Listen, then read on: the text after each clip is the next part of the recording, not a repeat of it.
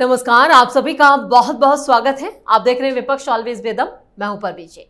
संसद में 2 दिन तक ऑपरेशन सिंदूर पर चर्चा हुई, लेकिन विपक्ष संसद के दोनों सदनों में बिखरा और कमजोर नजर आया। विपक्ष की तमाम पार्टियां इस मुद्दे पर खुद को बैलेंस करती दिखी। समाजवादी पार्टी से लेकर शिवसेना, यूबीटी और शरद पवार की एनसीपी के बीच कोई तालमेल नजर नहीं आया। सभी विपक्षी सांसद अपनी ढपली, अपना राग अलापते नजर आए। ऑपरेशन सिंदूर पर कांग्रेस जरूर कुछ आक्रामक नजर आई, लेकिन उसके बड़े नेता ही पार्टी लाइन से अलग बयान देते दिखे। लोकसभा में राहुल गांधी के एजेंडे की बजाय कांग्रेस के दिग्गज नेताओं ने पीएम मोदी की तारीफ की, जिससे पार्टी के अंदर की बगावत खुलकर सामने आ गई। राहुल गांधी के भाषण के बाद जैसे ही पीएम मोदी भाषण देने खड़े हुए, वैसे ही सत्ता पक्ष के सांसदों के साथ साथ विपक्ष के कई नेता भी उनके अभिवादन में मेज थपथपाते दिखे, जिससे नेता प्रतिपक्ष की जमकर फजीयत हुई। ऑपरेशन सिंदूर पर चर्चा की मांग करने वाली कांग्रेस को इससे क्या हासिल हुआ? क्यों इस मुद्दे पर विपक्ष बटा हुआ नजर आया? इस पर चर्चा के लिए स्टूडियो मौजूद हैं कैपिटल टीवी के editor in chief doctor Manish Kumar और एग्जीक्यूटिव एडिटर राजीव कुमार। आप दोनों का बहुत बहुत स्वागत है। धन्यवाद। ऑपरेशन सिंदूर पर 2 दिन की चर्चा से विपक्ष को क्या हासिल हुआ, खासतौर से कांग्रेस को? बेइज्जती। आपने आ बैल मुझे मार, यही काम आपने किया। औचित्य नहीं था। आप ब्राजील के साथ फुटबॉल खेलोगे, जीतोगे नहीं। ये पूरा का पूरा domain nationalism, Hindutva, culture, identity, ये तो भारतीय जनता पार्टी का प्लेग्राउंड है। आप वहां घुस करके आप खेलने की कोशिश करोगे, यही मुंह की खानी पड़ी। एक कायदे का आर्गुमेंट कांग्रेस पार्टी की तरफ से इस 2 दिन के अंदर में पेश नहीं किया जा सका। एक सिंगल ऐसा कोई सवाल कांग्रेस पार्टी खड़ी नहीं कर सकी जिसका जवाब देश पहले से नहीं जानती हो। फॉरगेट अबाउट कि सरकार ने जवाब दिया। और दूसरी चीज, जब दिक्कत जो होती है तो एक साथ चारों तरफ से आती है। आप पूछ रहे थे कि भाई कहां है पाकिस्तानी, किधर गया पाकिस्तानी, कैसे घुस गया 200 किलोमीटर। चिदम्बरम ने कह दिया पाकिस्तानी है या नहीं है, इसके आई एम नॉट श्योर। जो कांग्रेस पार्टी के पास इनपुट था वो ये था कि ये होम ग्रोन टेररिस्ट लोगों का काम है। यही तो चिदम्बरम कहा जी। कांग्रेस पार्टी राहुल गांधी क्या कह रही थी, सरकार की तरफ से इसको पिन पॉइंट नहीं किया गया, लेकिन ये पिन पॉइंट होना चाहिए। यू वेर सेइंग कि इसमें तो पाकिस्तानी है नहीं, तुमने खामखा पाकिस्तान पे हमला किया। किस आधार पर तुमने पाकिस्तान पे हमला कर दिया भाई, जबकि वो पाकिस्तानी है ही नहीं, ये तो साबित नहीं हुआ। You got it? ये राहुल गांधी और जॉर्ज सोरोस, चाइनीज, पाकिस्तानी जो एजेंट्स जो दिल्ली में घूम रहे हैं, इनके दिमाग की उपज थी। किस्मत खराब, सारी कली खुल गई। मारा गया, पकड़ा गया, नाम आ गया, उसका इलेक्शन कार्ड आ गया, और तो और कोई ब्लफिंग भी नहीं। हमने कल के प्रोग्राम में बताया था कि ये लोग मारे गए हैं, सुलेमान है, यासिर है, और ये भी आप समझ लीजिए बहुत सारे नाम का कंफ्यूजन हो रहा है। नाम का कंफ्यूजन इसलिए होता है कि जो लोग जिहादी होते हैं, जब वो जिहाद पे जाते हैं तो उनको एक अलग नाम दिया जाता है। ओरिजिनल नाम कुछ होता है, जिहाद के लिए नाम अलग होता है, इसलिए वो नाम पे बच जाइए। कहां से सबूत मिला? तो जो वेपन उन लोगों से लिया गया, बकायदा उसकी फोरेंसिक जांच कराई गई और रात भर गोलियां चलाई गई उससे, और उसके जो खोखे निकले, और ये जो खोखा पहलगाम में घटना के बाद जो वहां की टीम ने, पुलिस ने जांच के लिए रखा था, दोनों को मैच किया, दोनों सेम है, दोनों सेम है। और इन लोगों ने एक और सुरंग के बाहर 3 लोगों को मारा था, जो एक बीच में खबर आई थी कि कोई टनल के बाहर वो 3 लोगों को मार के चला गया, उसके खोखे को भी मिलाया तो वो भी इसी बंदूक से निकला। मतलब वेपन आदमी चेहरा, ये सब मिल गया तो आपकी थ्योरी तो अपसाइड डाउन हो गई। बाकी की चीज़ें, बाकी में तो आप पहले से ही बकवास कर रहे थे, तो उसमें कोई बड़ी बात थी नहीं।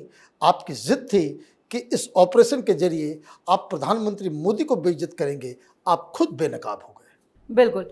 संसद में या लोकसभा में खासतौर से ऑपरेशन सिंदूर पर कांग्रेस की कितनी बड़ी रणनीतिक हार? देखिए, रणनीति कांग्रेस ने बनाई नहीं थी, राहुल गांधी ने बनाया था। क्योंकि कांग्रेस की अगर रणनीति रहती तो कांग्रेस के कुछ वरिष्ठ नेता उस रणनीति के सलाहकार मंडल में रहते। ये राहुल गांधी की स्ट्रेटजी थी, रणनीति थी, इसलिए राहुल गांधी की फजीहत हुई, प्रियंका वाड्रा की बेइज्जती हुई और राज्यसभा में सोनिया गांधी के बखिया उधेड़े गए। क्योंकि ये पूरे नेहरू खानदान की फाइल खुलती है जब ये ऐसे मामलों में, यानी कि नीतिगत मामलों पर बातचीत करेंगे, प्रशासनिक मामलों पर करेंगे और पाकिस्तान चीन से रिश्तों पर करेंगे, तो सबसे ज्यादा तो आप ही के खानदान का प्रधानमंत्री रहा।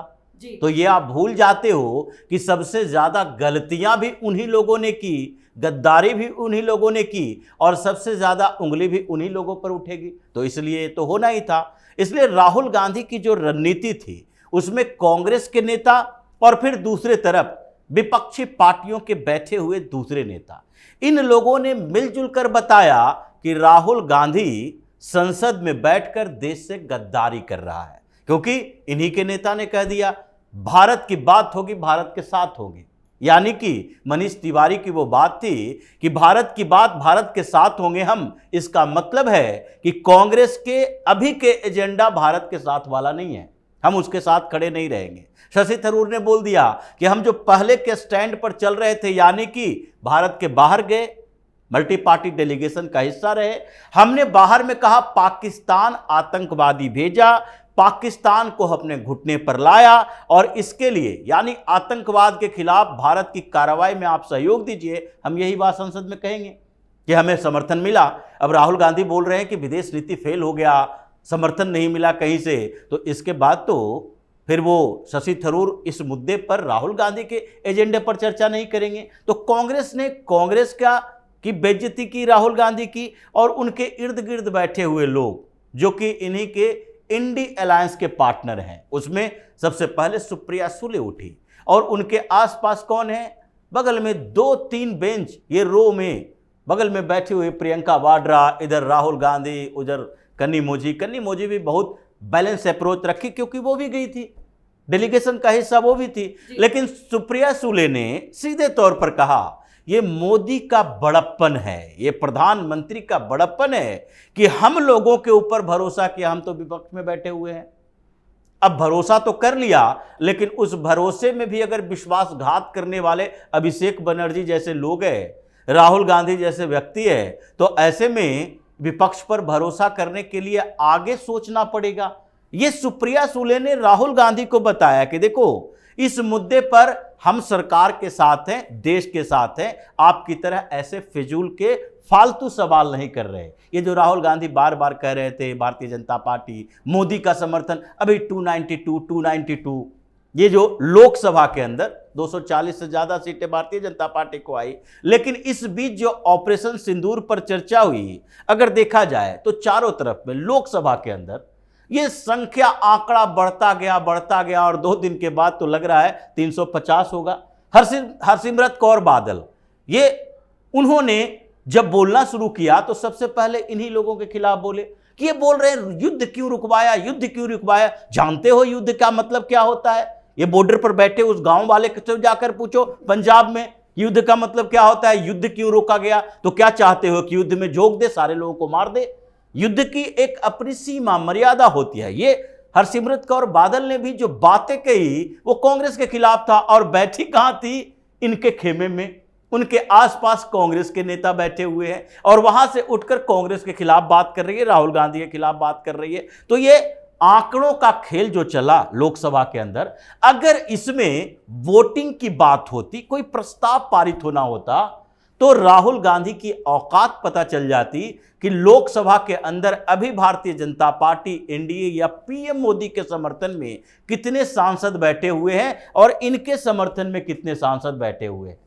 बिल्कुल, जो तालमेल की कमी विपक्ष के बीच में देखी गई आज ऑपरेशन सिंदूर के दौरान, तो वो उसका खामियाजा कितना भुगतना पड़ेगा? देखिए, खामियाजा की बात नहीं है जी। Lack of imagination, lack of strategy, lack of argument. आपने क्या किया, आपकी जिद थी। और मैं आपको बताऊं, जहां तक व्हाट आई कुड रीड, कि प्रधानमंत्री मोदी तो निशाने पर रहते ही हैं। राहुल गांधी ने पता नहीं क्यों हमारे विदेश मंत्री को टारगेट कर लिया। आप इस बात को समझिए। और जिस हिसाब से वो बोल रहे थे कि इनको कुछ नहीं आता, इनको वॉर के बारे में कुछ मालूम नहीं, डिप्लोमेसी के बारे में मालूम नहीं, और बहुत ही इस तरीके से वो बात कर रहे थे कि जैसे कोई अपनी पार्टी का कोई कर्मचारी होगा ना, उसका वो विदेश मंत्री को, और बार बार उनको लज्जित और बेइज्जत करने की कोशिश की। अब अमित शाह ने कल भी हड़काया था राहुल गांधी को कि तुमको पाकिस्तान की बातों पे ज्यादा विश्वास है, और यहां जो शपथ लेकर के पार्लियामेंट के अंदर कोई आदमी, कोई शख्स कह रहा है, आप उसको जो है आप गलत बता रहे हो। क्या दिक्कत है आपको? दिक्कत यह है कि ये जो विदेश मंत्री जो है ना, आप ये बात को समझ लीजिए, जब इतिहास लिखा जाएगा हिंदुस्तान का, और खास करके इस पीरियड का, आजाद भारत में जयशंकर साहब जैसा कैलिबर वाला कोई विदेश मंत्री आया ही नहीं। मैंने डेड श्योर अबाउट इट। इनके जैसा मेहनती, इनके जैसा दिमाग, ये तो जेएनयू से बाहर निकले और उसके बाद तब से ही वो डिप्लोमेट ही हैं। राहुल गांधी हाफ पैंट में घूम रहे होंगे तब से ये जो है डिप्लोमेसी कर रहे हैं, और उनको आप सिखा रहे हो। क्यों? यहां समझिए एजेंडा। ये तो बाहर के अलग अलग शक्तियों के द्वारा मोल्ड किए जाते हैं, और ये जो भारत के अंदर वो जो विदेशी ताकतों को तोड़ा मरोड़ा जा रहा है, और अपनी डिप्लोमेसी से हम भारत विरोधी तत्वों को, चाहे वो यूरोप हो, चाहे वो अमेरिका हो, चाहे वो कनाडा हो, चाहे इवन, मेरे बात को गौर कर लीजिए, चाहे वो चाइना हो, वहां इनकी दाल नहीं गलने दे रहा है ये आदमी जयशंकर से। इसलिए इसको घृणा हो रही है। यही सबसे बड़ी दिक्कत है। अदरवाइज हकीकत क्या है, दोनों के इंटेलेक्चुअल कैपेसिटी में जयशंकर साहब के सामने, जयशंकर साहब की पैर की धूली के बराबर नहीं है राहुल गांधी। और आपकी ये हिमाकत, आप इस तरीके से जो तुच्छ दृष्टि से आप उनको एड्रेस करेंगे, ये नाकाबिले बर्दाश्त है। और इसीलिए इस तरह की गलतियों की ही वजह से, जैसे राजीव बता रहे कि अगल बगल वो विपक्ष के नेता बैठे हुए, इनको ये शर्म भी नहीं आ रही है कि तुम्हारे साथ कोई नहीं, तुम अकेले चने के झाड़ के ऊपर खड़े हो गए, और बाकी तुम्हारे सारे सहयोगी दल तुमको छोड़ के निकल गए।